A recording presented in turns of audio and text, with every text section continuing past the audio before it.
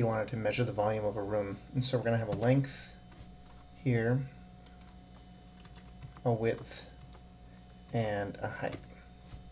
And let's say that the length is, 12 meters. No, let's do 2.7 meters plus or minus 0.2 meters. That's a pretty good measurement.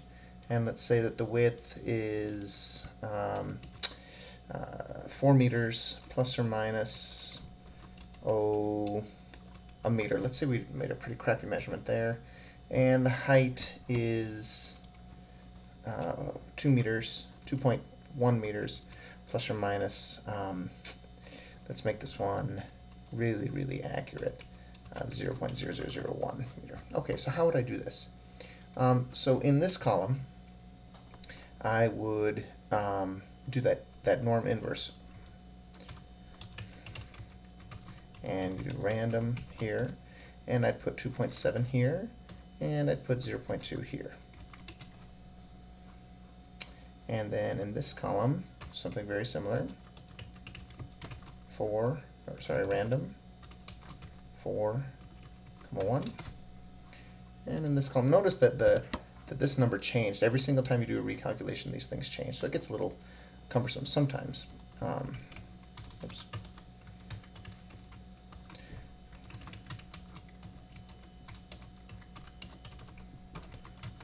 Okay, so this number is very close to 2.1. This one is certainly within 1 of 4, and this number is within 0.2 of 2.7. And let's make a new column that's equal to the product of the other ones.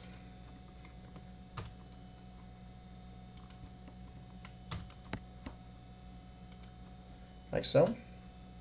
And then I'm going to take all of these and I'm going to stretch it down as far as I can go, which in Google Docs, the default tends to be about 100. Okay, it's going to take a while to calculate, no problem there.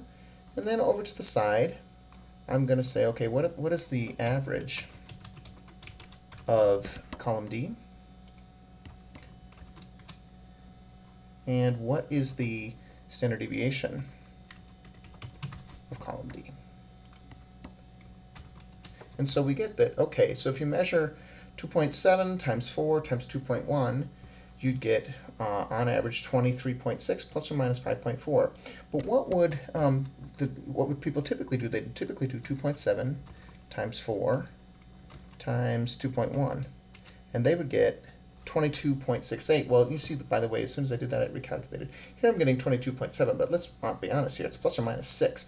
Why is it plus or minus 6? It's because this one is so huge. And so certainly I encourage my students to do named cells. If you named cells, the way to do that in Google is to come here under Manage Ranges.